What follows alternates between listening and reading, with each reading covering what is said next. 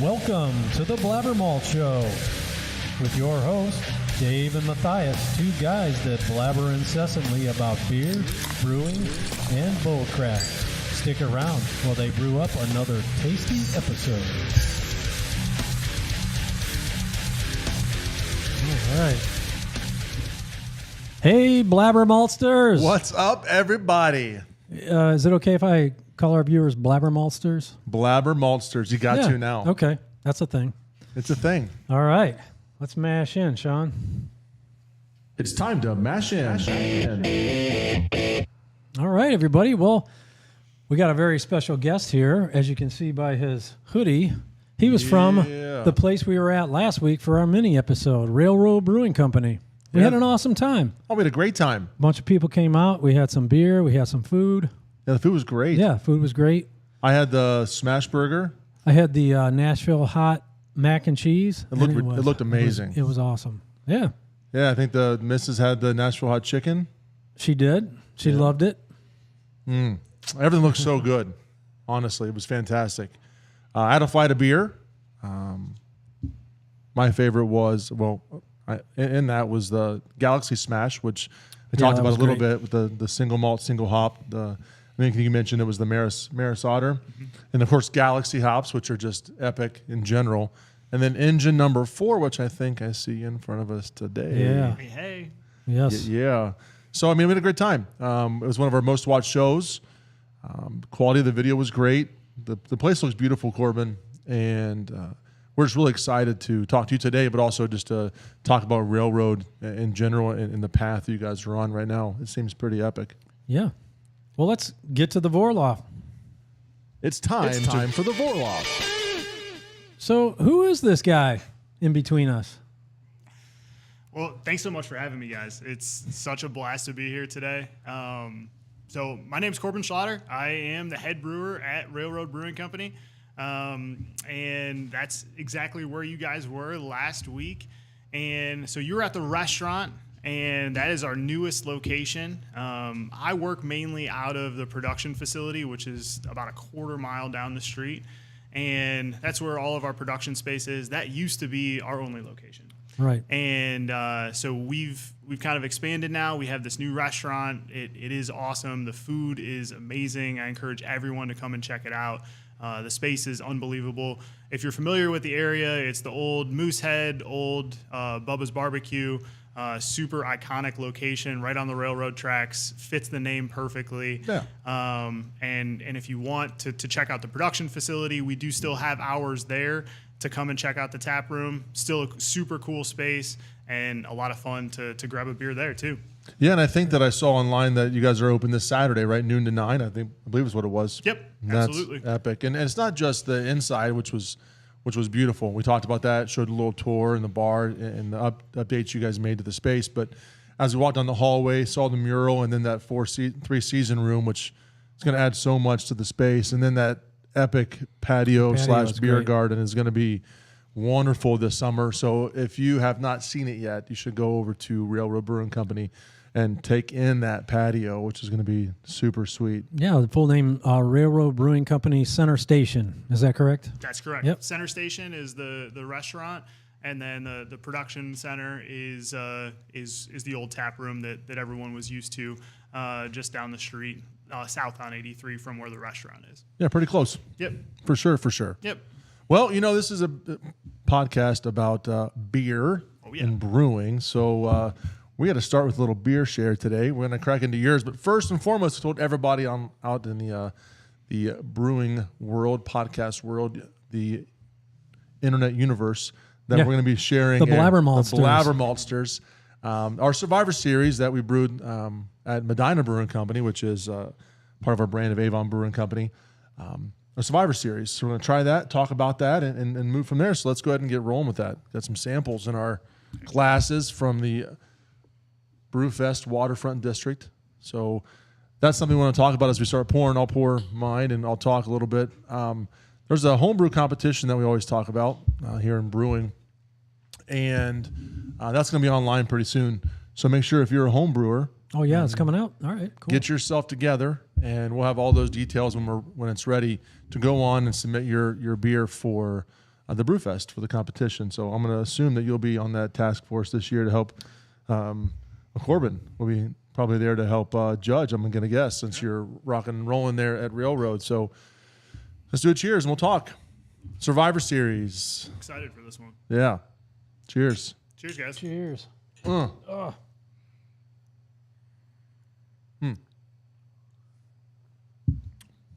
one too, Mom? So, with the beer being called the Survivor Series, Yep. I imagine we're going to.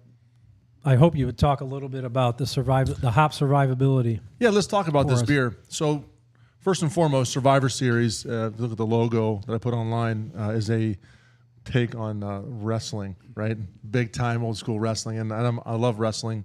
Not so much anymore today, but when I was in college, we're big into that. And I actually, fun fact on the Mathias world, had a little contract with WWE for about 6 months. Get out of here. Back in 1999, traveled around and wrestled the likes of King Kong Bundy and Superfly Snuka on the Old Man Tour. Really? Really did. Tony Atlas was my trainer. I was on on MTV. True Life. This brings up professional because wrestler. I did get some questions about people would like to hear more about your fandom in WWE, and I didn't know that your actual talent. Talent, let's call it that. Yes, kayfabe, that's the talent. So, of course, Survivor Series kind of hits home. It's kind of a cool take on that logo. Our designer did a great job. But we brewed a cold IPA for the purpose of really getting into this concept of survivability of hops. And so when you look at hops in general, right, you want to look at some of the compounds that help us get those flavors, the terpenes, the thiols, the esters that you get from the hops. And, really before Scott Janish and some of the others did a lot of research on what that would look like in the new IPA book. A lot of times when we're brewing beer, especially years ago, you want a lot of hop flavor from a beer. You would do what? 60-minute boil. 60-minute boil for the bittering. But if you wanted to keep that really nice pungent hop aroma, you're going to do it in the dry hop, right? Yeah. So, which is still a great option. But when you look at hops in general, right, how do we utilize best those terpenes, thiols, and esters from different hop compounds in different parts of the brew day? So what they talked about was that if you look at maybe using, like we did, this is a Survivor Series Idaho 7 and Cascade. So Idaho 7 has been known to be a very good hop to use in the Whirlpool hot side survivability. So it's going to keep a lot of that flavor profile. So what they did was that they put Idaho 7 in the Whirlpool, hot side Whirlpool, right? And after fermentation was complete, they soft crashed to 58, so you can harvest your yeast or do whatever you're going to do at that point in time. And then that's when you get a good feel for what the hops are left in there with the flavor of the beer then. And they found that just a Whirlpool edition of Idaho 7 almost outperformed a majority of dry hopped beers in just that aroma and flavor. And they're like, well, why? Why Idaho 7? So they really got into the science behind all of those things, and they found this whole chart of survivabilities with hops and those different compounds that we're trying to pull out. Idaho 7 is one of the ones that is very high on the survivability scale when it comes to the warmer side, right, the hot side. And so we use that, and you get that kind of tropical flavor and feel out of that, and then Cascade on the backside is on the cold side survivability scale. So you're going to get that kind of dry hopped aroma, as well as some of that really cool tropical notes. We did it in a cold IPA, so that way, really the hops just kind of shine in that matter. So that's the point of that, and that's really Survivor Series. We have one on now in Medina. We're not calling it Survivor Series because people are getting confused between the two that are on right now. But we have a Polaris on, and those Polaris hops really kind of in general tend to throw a little bit of that almost minty pineapple, but used correctly, that mint just scrubs right out, and it is just pungent, danky, fun pineapple. So it's really cool to get into that world of survivabilities, and I know that Masthead was a big deal and starting that around the area. Put a whole beer out with that and you can save money. I mean, if you're going to spend money on hops, why put it in at a point in time when you're going to drive off all the volatiles and just waste it?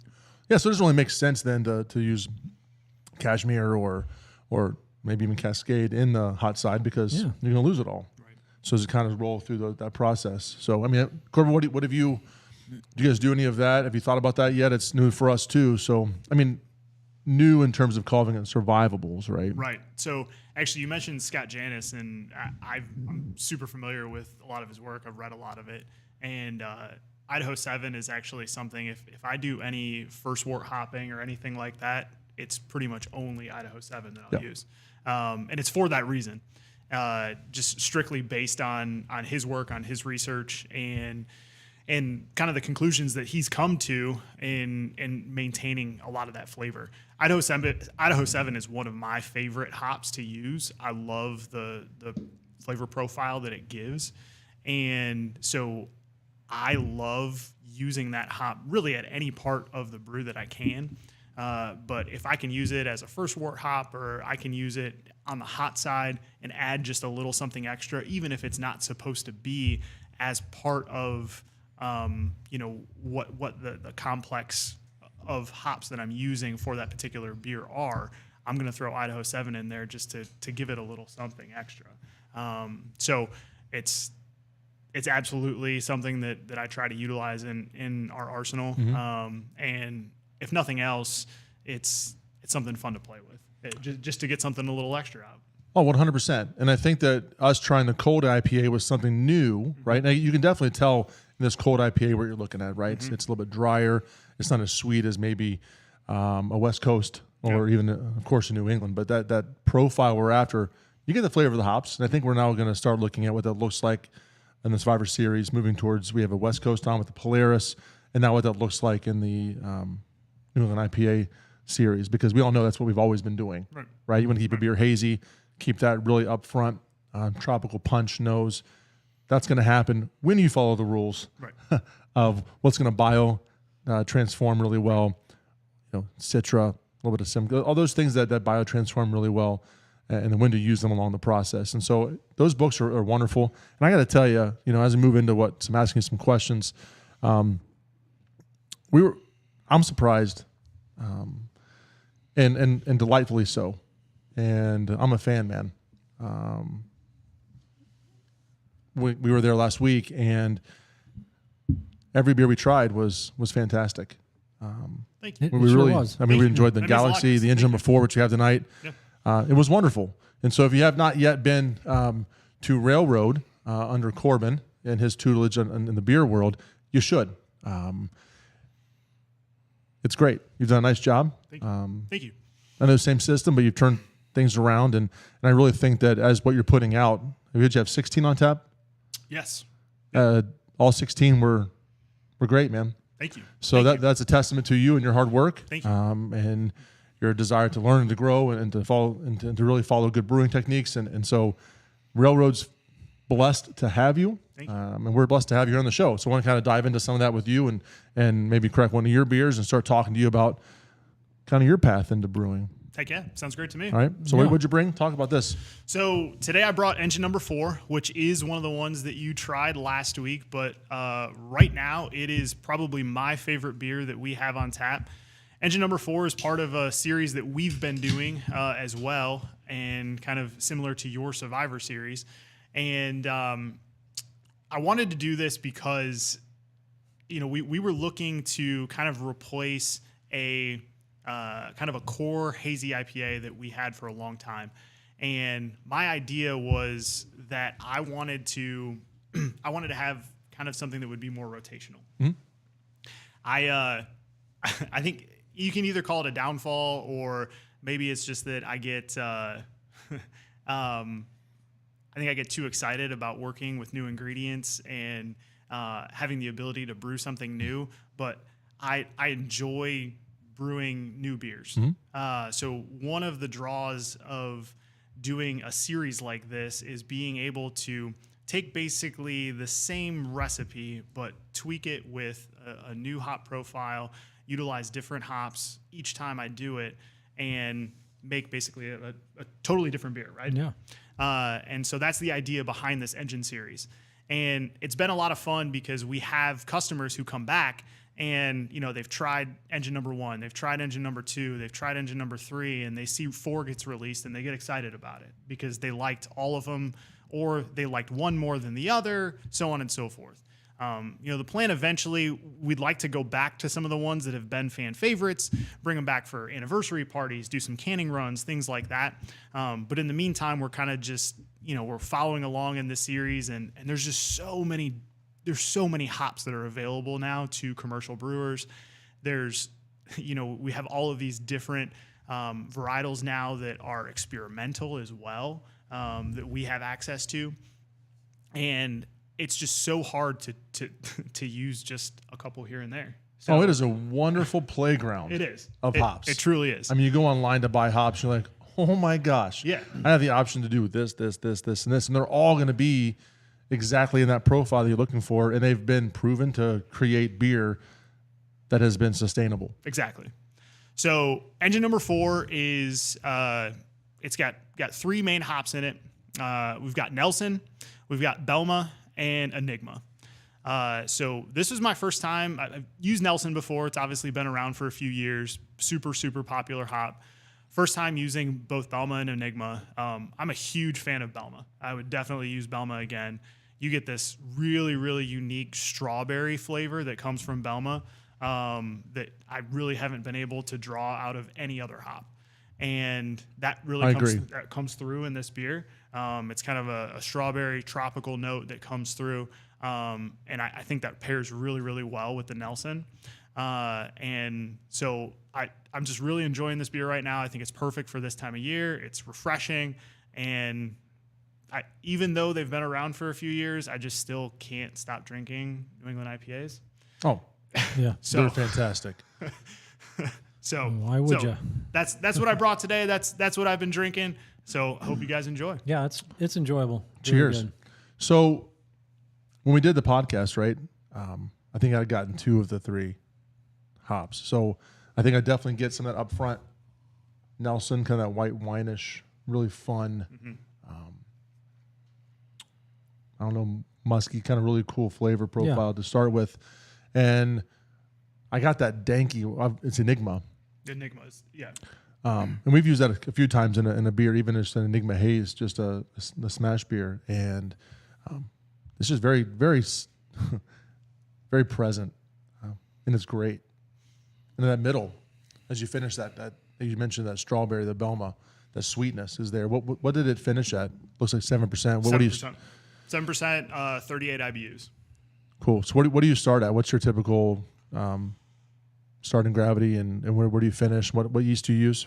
I actually use a combination. So this one, I actually did. I did a combination of. It was 2 different Omega yeasts. I used Cosmic Punch, and then I used 52 as well. Nice. And those 2 play together really well. The Cosmic Punch really plays up the Nelson hops. Plays really well with those types of hops. But 52 is my standard that I use for pretty much most of my New England IPAs. And what esters do you usually pull from that? It's mostly tropical fruit. So you will get some peach, some stone fruit from that, but for the most part, it's tropical fruit. So think passion fruit, think mango, those types of flavors.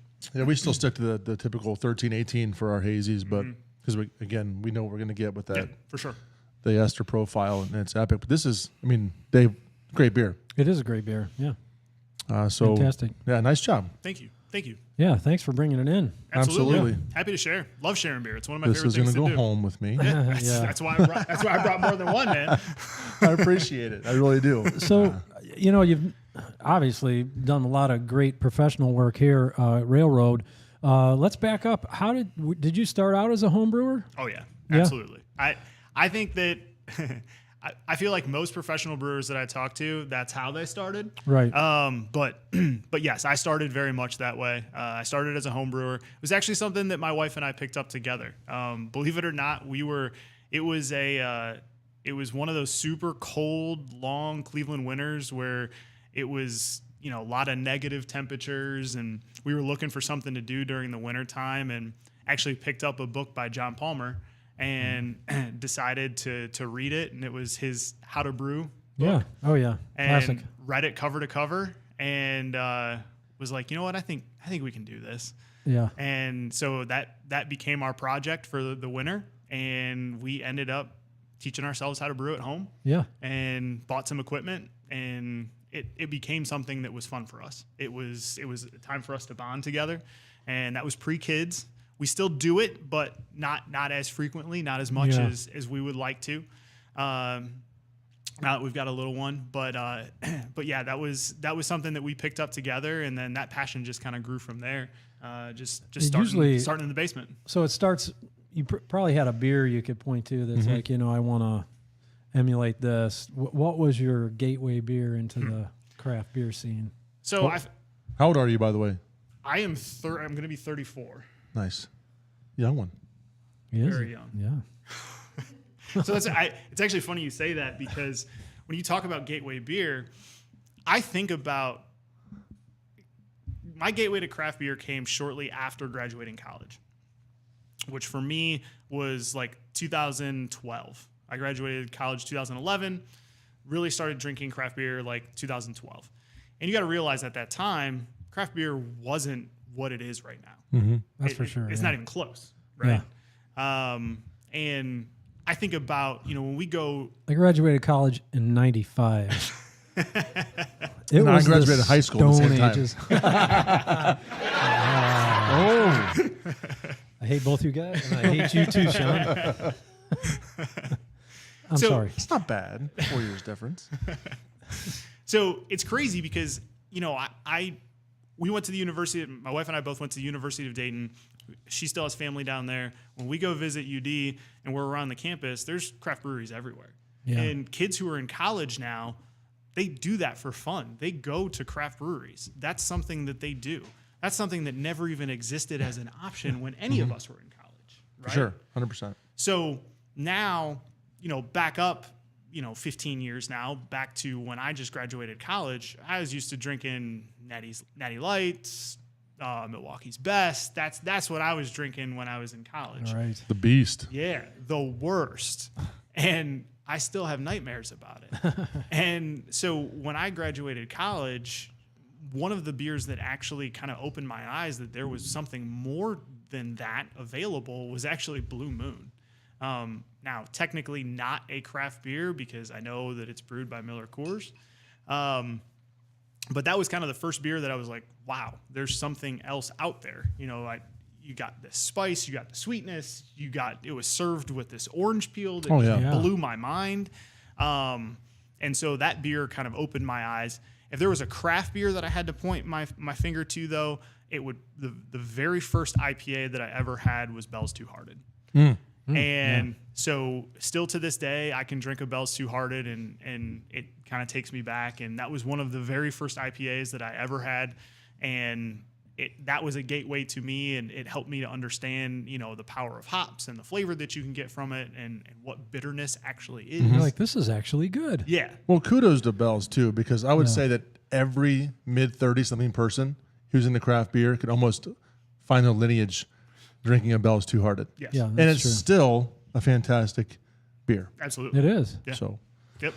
that's wonderful. So when you got into brewing, did you try to emulate that, or were there some other styles that... So one of the first homebrews that we ever did, we got a kit from Northern Brewer or something like that, and it was a Bell's Two Hearted clone. Yes, nice. And that was one of the first beers we did. We tried to split the batch, and we tried to do something crazy on our own. We did one. I think we did like a gallon that was just the regular clone, and then we did one that we did on blackberries. Oh, wow. Just for something wild. See, that was your adventurous first time? side. For And your first batch. Our very first batch. Nice. That's great. Yeah. Well done. And it was all right. It was like, okay. I'll say moderate at best. So was it extract? No, actually, we used frozen, like flash frozen blueberries. Nice. It was bold. Look at you. Good stuff. Nice. And it didn't That's come awesome. out? Did it come out? How did it go? It was good. It was okay. I think, we knew nothing about filtration at the time. So there was just chunks of seeds in it. And Yeah. so it wasn't That sounds better than my first attempt at home brewing. So it wasn't the prettiest thing to drink, but it had a cool color. Yeah, Nice. for sure. And it didn't taste terrible. It wasn't. It was by no means a clone of Bell's Two Hearted, though. We did them a disservice. I'll tell you that. But you start advancing, and then was that all? That was a extract kit. That was an extract kit. Okay. Yeah. Yep. So that was an extract kit. We didn't use extract for the flavoring. Gotcha. Yeah. No, it's good. So then, how long until you went to all grain, and then you start down the rabbit hole of equipment collecting? Yeah. Still doing that. Yeah. Yeah. So we kind of advanced from that. I think we moved up to a 5-gallon all grain system probably within 2 years, maybe. Yeah. And Still brew on that? yeah, we still brew on that Nice. today. It's Propane? yeah. Yep. Perfect size. And it gets us. I built a keezer in the basement, so we keg. And it's fun to we have friends over and things like that. Have the ability to pour beers for our friends, take growlers places, things like that. So That's awesome. Yeah, that's awesome. yeah, it's still a lot of fun. Something we still enjoy doing. Really cool, man. Now you can maybe take a sixel home of your own little. Do products. that every now and again as Yeah. well. Yeah, nice. That's awesome. So at some point, you had to be thinking, maybe I could do this as a profession. How did that thought process go? So a lot of that came from encouragement from family and friends. Yeah. Honestly. So you I think one of the coolest parts about craft beer is being able to share it with other people. I think Absolutely. I think that's why doing this is so much fun. Is being able to bring beers from my place, bringing beers from your place, and sharing it with one another. I think that's the coolest part about craft beer. That's for sure. And so when we had the ability to have friends and family try our product and got encouragement from people, and of course you get people that say, oh, you should start your own brewery. Well, they're not fully cognizant of the time, money, energy that it takes to do all of those things. So something like that wasn't necessarily in the cards, but trying to get a foot in the door somewhere was something that became interesting to me. Right.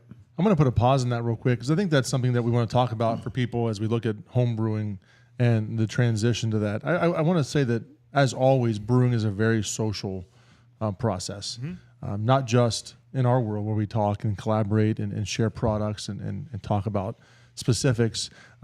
But I know as a home brewer, we gave our beer to everybody. It was just it was a fun thing. Yeah. And I know that Dave does the same thing. I mean, he brews beer for people for special events. They people over. Fun. And it's really the fun aspect of that. And people always say, oh, what's on tap now? What do you got coming for that? What can we do with this? And it's really neat. And so if you're looking at getting to the hobby, right, because it is a hobby. Very much. It can be a small hobby, but typically it runs down that rabbit hole, like Dave said, and becomes Obsession. really obsession. As you get better and better, and some people can just hang with the obsession. Like a couple weeks ago, we had Todd in who just kind of hangs with that obsession in his own home. And his wife allows him to have 100 kegs of mead and cider rotating through his basement. Yeah. And that's awesome, right? And so how does that look within your family? And so if you're going to be out and about and around and you're looking at brewing, it is a very social event and it is fun for your friends. And that is part of the joy. Absolutely. Is sharing your product with people. And I think I'm sure that's how you feel now doing that professionally. Absolutely. I think that's, for me, I think that's one of the, when we run into each other doing events. Yeah.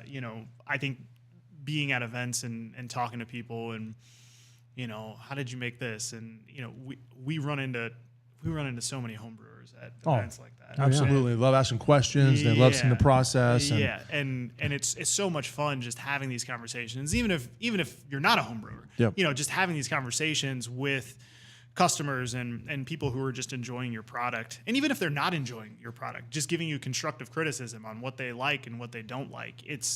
That's so much. It's so much a huge part of what the profession is and what the craft is. And I've come to really enjoy that. I like talking to people. And that's been something that's been a lot of fun for me to dive into.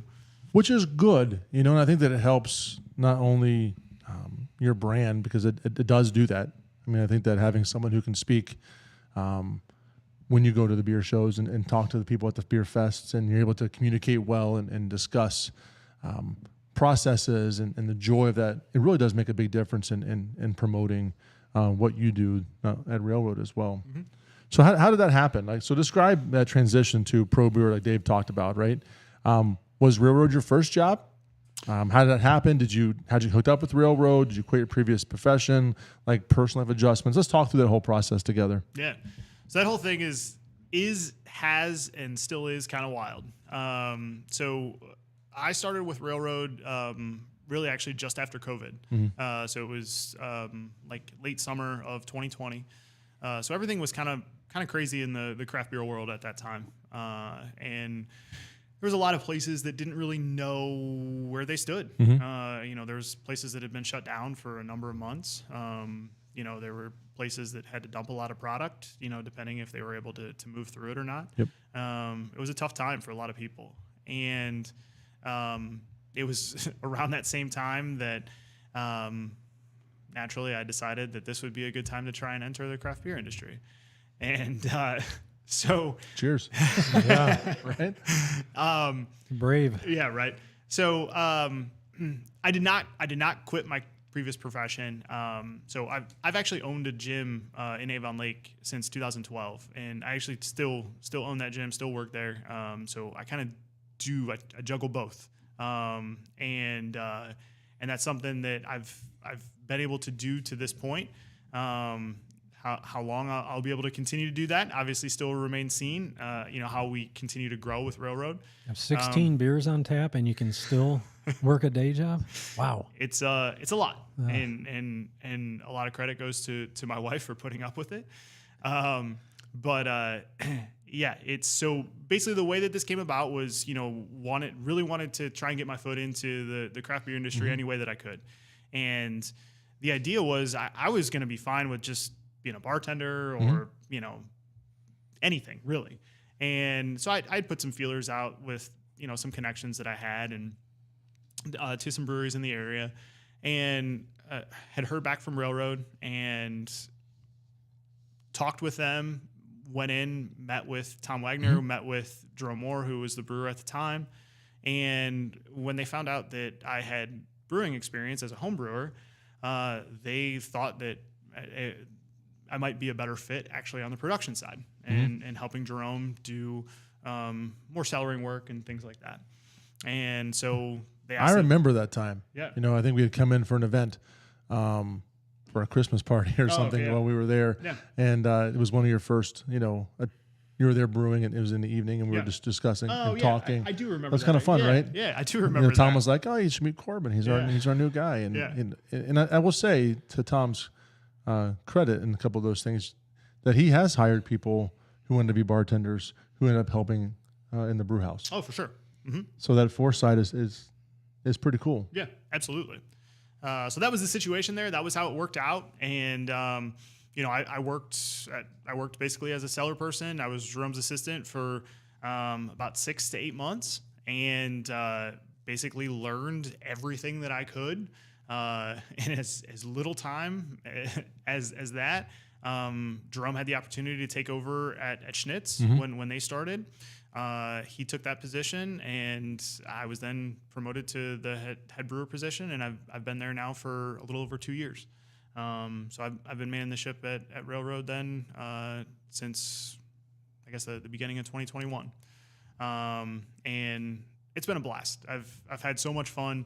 I think one of my favorite parts is being able to collaborate with the owners and coming up with what the production schedule is going to be, and in our slate of beers that we're going to be releasing, and when, and what the schedule is going to look like. I enjoy that process, and I think that's great. I mean, I think they recognize that you do have a good palate, and you are coming up with some good products and some good series like the Engine Number 4 here. And I mean, that's great just to let your creativity kind of take off. Yeah, that's great. You. Yeah, and they have been. They've really let me kind of just head up production, and even if there's a beer that maybe they're not crazy about style wise. If I say that I'm confident I can brew it, then they're going to let me brew it. And that's good so because I mean, somebody's going to like it, you know? That's exactly right. Yeah. So how does that play in then to like the overall vision or philosophy of brewing at Railroad, right? Connection to the local area, Avon Lake right on the border then.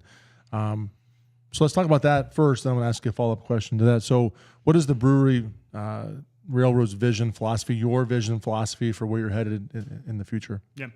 So obviously the opening of the restaurant kind of, I would say maybe deviated kind of what the trajectory of Railroad maybe was 6 months ago. Okay. And I think it kind of accelerated things. And, you know, anytime you're introducing food, you know this from, you know, obviously having the restaurants, but anytime you introduce food, it things tend to take off. People, you know, anytime you're drinking beer, you want some food and vice versa. They go hand in hand. And so now that we kind of have 2 locations, obviously the production's going to increase, and demand's going to increase. And so all of that is kind of making this on more of an upward trajectory on a quicker note than I think maybe we all anticipated at this point, maybe 6 months ago.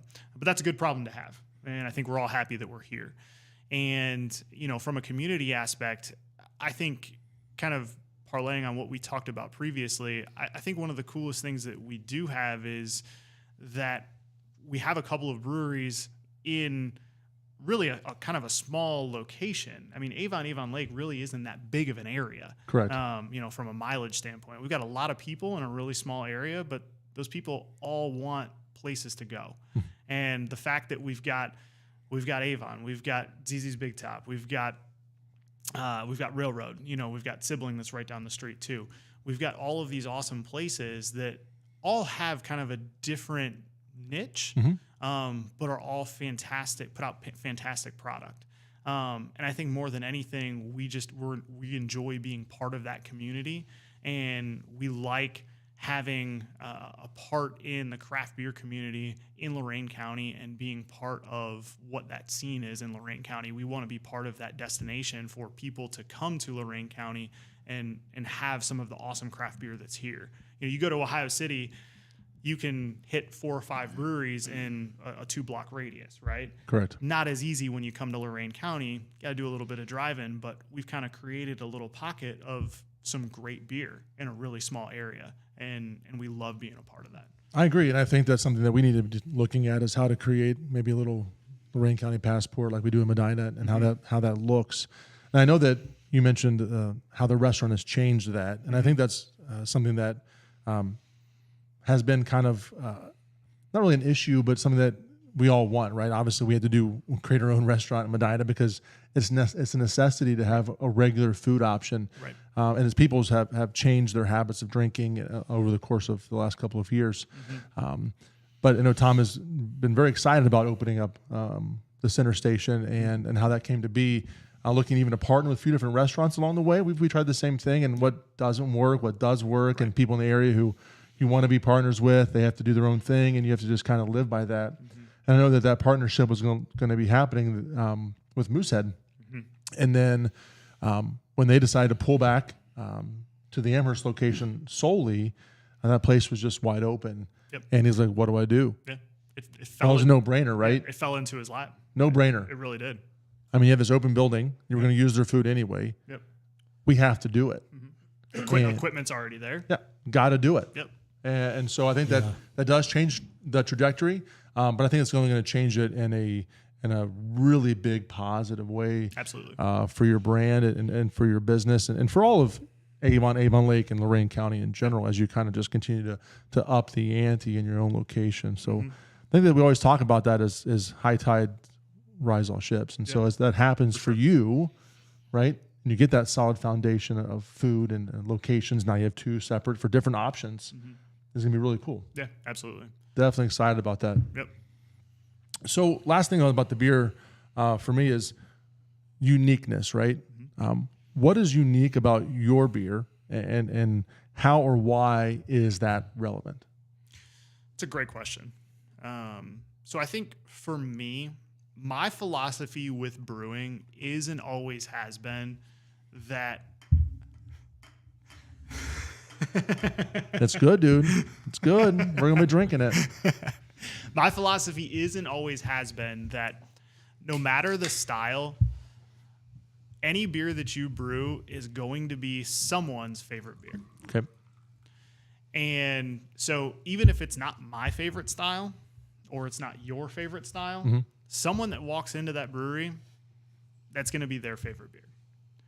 And so I try to keep that in mind when I'm brewing and when I'm coming up with the different beers that we're going to be producing.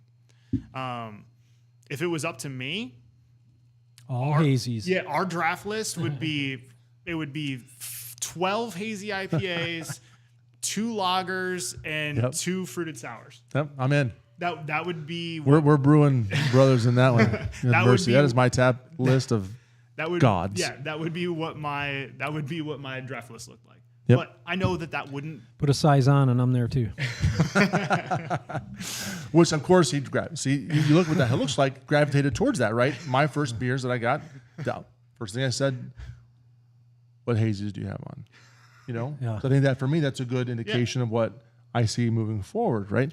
And Dave was obviously like, saison. Yeah. Right. Some people say pepper beer. Oh, lager. Right. Whatever that looks like, right? And so,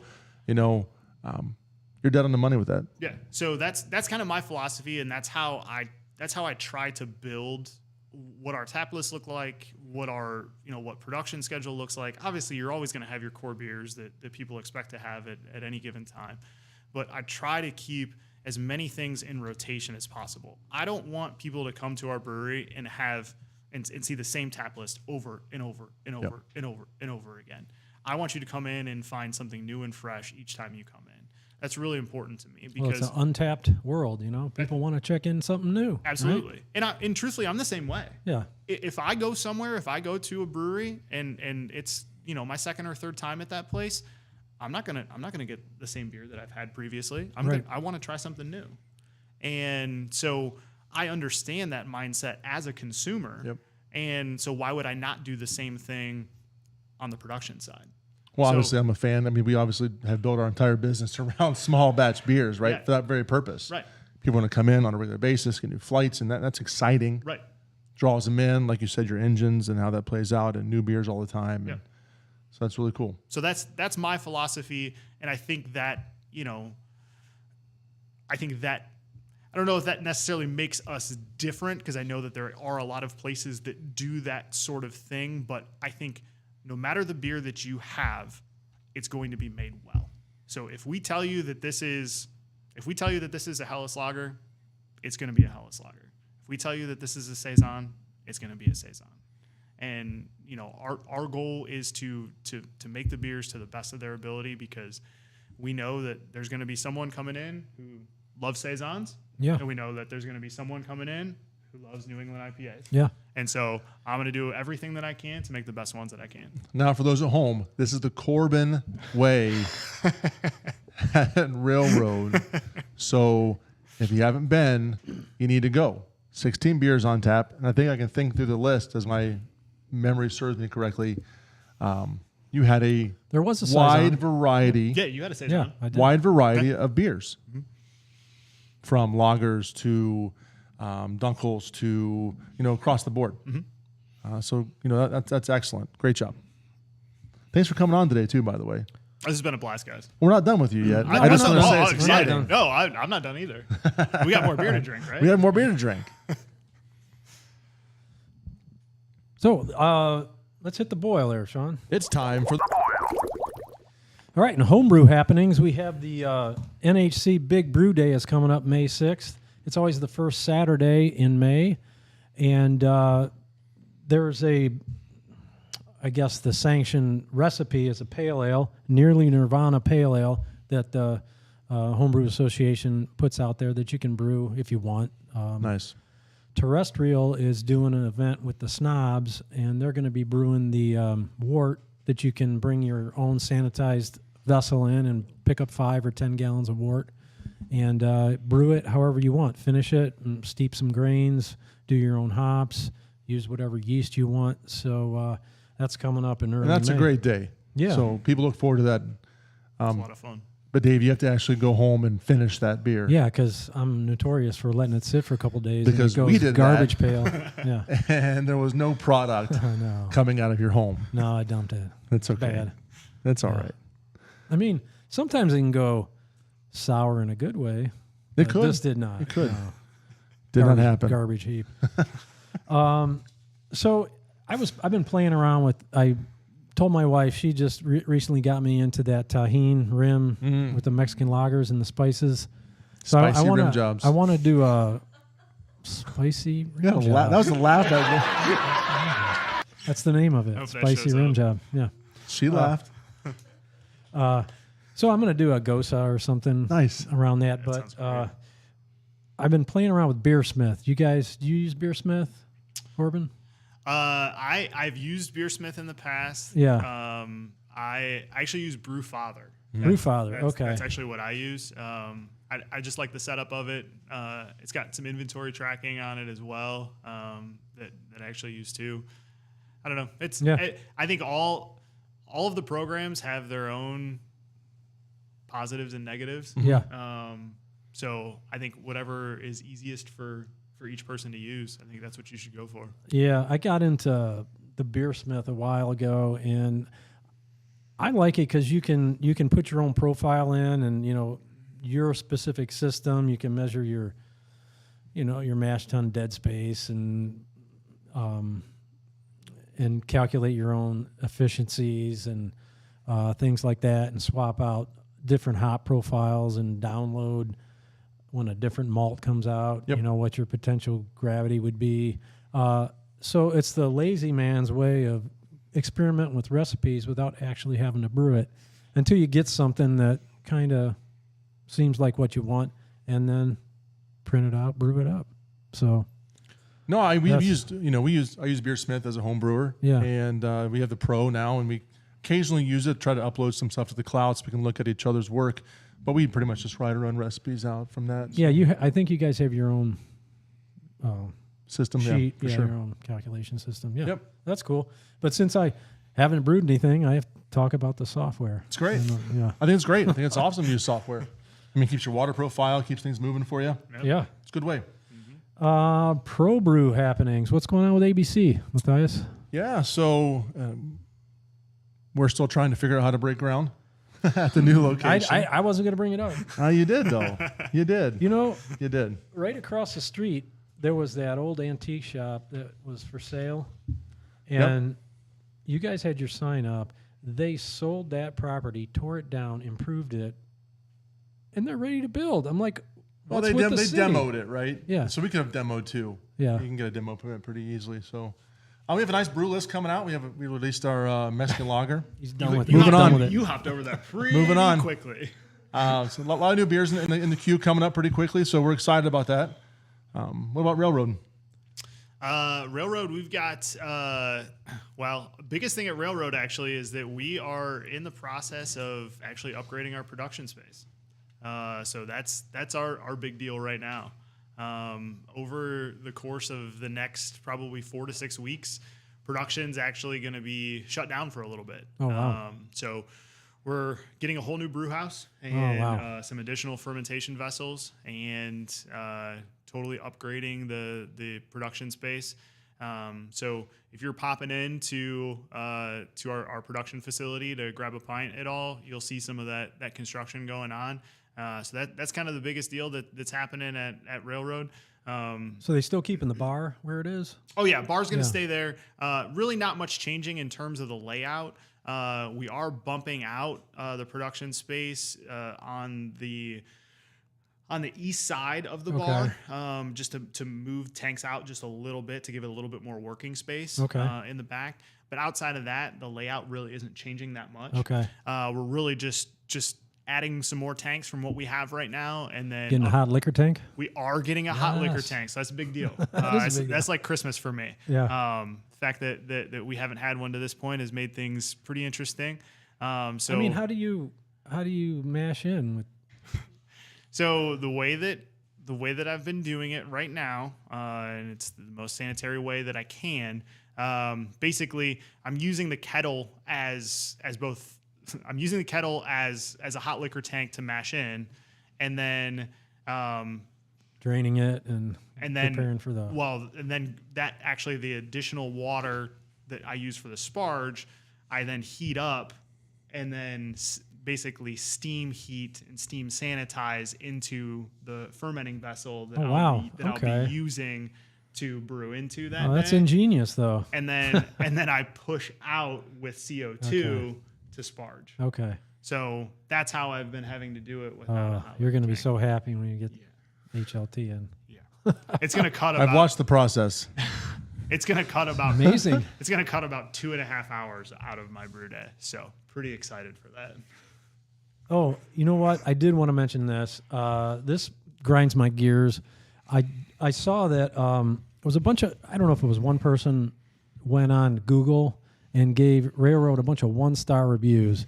It's gutless, SOB. And it was all, there was no review. It was just 1 star, 1 star, 1 star. So go to Railroad, give them an honest review. I just went on, gave them a 5-star review. So Yeah. I think that was actually, I think we got spammed. Yeah. That does happen, and they don't take them down. Yeah, they won't take them down. We've contacted Google about it, and unfortunately, they aren't taking them down. They're saying that it's not spam, but it's obviously spam. Yeah, it's obvious. Somebody just gutless. Yeah. Yeah. Dishonest. Yep. So go out there, give them an honest review. Have some beer. Also in Lorain County, right? Yes. Some pro brewer news. Bascule, Yes. as I was driving in the night, did a live video. Yeah. Right? Opening up their Lorain Bascule Beer Garden on Cinco de Mayo. Cinco de Mayo. That's So awesome. Yeah. they're excited about that. That's just a big move for them, right? To be able to expand outside their Good for Chris. their 4 walls. Yeah, good for Chris. Picnic tables. I think he mentioned a few games outside, cornhole, some frisbee cornhole golf, and stuff like that. Yeah. That's great. So good for them. That's really exciting. While you're at it, let's talk about how to get a hold of us. Make sure that you're looking online, watching today. Share, smash that like button, follow. Hit the notification bell. Do all the Ding, stuff. ding, ding. Help to find us out, right? Blabbermalt Show. Yes, the Blabbermalt Show on Facebook and YouTube, and at Blabbermalt at Instagram and Twitter. And then you can email us any questions. Blabbermalt@gmail.com. Blabbermalt@gmail.com. We did have an email question. This is kind of a throwback to when we had Jason Lowry on. Somebody was asking, we were talking about brewing a bag. I said, what does brewing a bag mean? That's a great question. So, I mean, when you have normally when you do a mash, you have your vessel, stainless steel vessel with the false bottom or a picnic cooler with the piping in there. And you do your mash. When it's done, you start draining the sugar water off, and then you sparge with clear water to rinse the grain. Well, you can take a shortcut and you just take your mash tun and you have a full volume bag or fine mesh stainless steel basket, put the grain in there, and you add your full volume of the sparge and mash water. When your mash is done, you just pick that basket up and all the liquid drains out, and you can boil in the same kettle. The downside, they would say, is you lose a little bit of efficiency because you leave some sugar in that bag. But on a homebrew scale, you add another pound of grain and you're good to go. You're good to go. So that's what brewing a bag means. So for a couple extra dollars, right, you get to obviously brew in one pot. Yeah, just one pot. And in Jason's case, he has I believe he has a motorized. Well, you gotta have Lift. that. Yeah, He's with the doing wind 10-gallon chime. batches. He's got a hoist. He's that thing not out. hiking those bags out by himself. No. Hence the hazy he did was wonderful. Yes. That's a great question. So if you have those questions, make sure you send them in to us at blabbermalt@gmail.com. So we have some beer releases coming up. And you know what? Northeast Ohio Craft Brewery News, they haven't put an update out in a while, so I had to do this They're myself. on vacation, so we have to do some work. Yeah. So Bookhouse has Whoops Juicy IPA is out now on tap at the brew house. Excuse me. Unplugged, I saw they had a great Scott's Brown Ale. Came out today. Yep. So we can get that at the tap house there. Great Lakes has Crushworthy Low-Cal Melon Wheat available everywhere May 1st. I saw that. Yeah. Sounds good. They're trying to be Good. different. They just put an article out that they're trying to kind of revamp. Well, that sounds brand. like a good summer drinking ale. Yeah. They've totally changed what their kind of core releases are throughout the course of the year, and I give them a lot of credit for that because I mean they even dropped I think they dropped Burning River, and which had been on their lineup for 15 years. Those are hard decisions to make, but Because Real that hard was a good decisions. beer. Yeah, for sure. But in our landscape of craft beer drinkers, I think it's smart to do for sure. those things. Definitely. JAFB has New Zealand West Coast IPA. Gotta love JFB. Terrestrial Bubblegum Kush came out 420. Get it? That. Sounds awesome. Sounds like exactly something they would put out. Yeah. This is really a Cleveland area, but Twin Oaks, because we're up there, we have a place in Marblehead. They have Blueberry Hibiscus Wheat Ale coming out April 29th. Chupacatabra Mexican Lager, Nice. 429 coming out. Strawberry Gosarita, 5.5. I would say Twin Oaks, in the past, they've also had just, you go in there, it's the same tap list. They might do a Randall with something, but they're starting to come out with more different beers. They're starting to get it. People want to, in the untapped world, have something new, something different. So It's true. And I think that, I don't want to leave ourselves out from that too, but that Mexican lager, I think that's important to say that that's a beer that's coming back around. Yes, it is. it is. Of course, we talked about how we have our Mexican lager, the El Carcinero, which is made with Bloody Butcher corn. And we do offer with the Tajín rim because it's kind of fun. Throw a little jalapeno in there, come to the lime. It's kind of just something you can do. You don't have to do that. We're also at Avon Brewing Company releasing the Keller Drive Keller beer, which is a... Is that out now? it's out now. Oh, okay. Yeah. So kind of an unfiltered, slightly hazy, maybe slightly hoppy Pilsner, which is pretty cool. Yeah. I used Simcoe in that, so it's a little bit of lemon, kind of neat. Shaka Bra, which is the Nectaron Hazy, which is my favorite hazy that we brewed in a long time. Shaka Bra. So the Nectaron hop is something if you haven't had yet. I love Nectaron. Man, it is, woof, Awesome hop. it is awesome. Yeah. I added some more to our contract. It's just epic. Yeah. I haven't brewed with it at Railroad yet, but have done multiple batches at home with it, and it's phenomenal. So good. Yeah. Agreed. Agreed. Got some music events coming up? Yeah, we do. I always throw a lot of metal in there, but I saw Skinny Puppy is coming Saturday, 4/29, House of Blues. This is not my bag, but is it you guys? Kind of an older band. No, I've not heard of Skinny Puppy before. Okay. I do not know that All right, is something that I have ever heard of. Yeah. All right. They're from the 80s, aren't they? 80s. Again, Corbin was born in the I 80s. was born in '89. All right. Shut up. August we're just Burns. being clear August about Burns Red. Tuesday, May 2nd, House of Blues. This is totally my bag. Metalcore to the max. Spirit Box, Saturday, May 6th, House of Blues. It's all House of Blues events. And I think it's been a great one coming up. You have the Janie Lane. The Janie Lane tribute, yeah. Billy Morris organizes this. It's a 2-day event. I believe it's the same show, but they just split it up in 2 different events. It's at Temple Live. Tribute to the late, great warrant singer, Janie Lane. And the proceeds go to help his family. So That's wonderful. yeah. So I know those are all kind of either metal or hair bands, right? Yes. Coming up pretty soon this weekend at Lorraine Palace Theater, keeping it local, we have a old school country guy, Tracy Lawrence. Ooh, Tracy. I love her. She's awesome. Notice how I led with country guy. Oh. 7 to 10 p.m. They're at the Lorraine Palace Theater, right? Come on, man. Come How on. do you not know who Tracy Lawrence is? I just live under a rock. Never in the Rock, no. And again, June 4th, Paramore is pretty big in the kids' world today. Oh, yeah. They're coming to the Rocket Mortgage Fieldhouse June 4th. These are things that are going to be sold out. House of Blues again, Soulja Boy for those who are on the other side of the coin. Soldier Boy. So if you're out there watching Soulja Boy, May 22nd, Blink 182, May 16th, Hey now.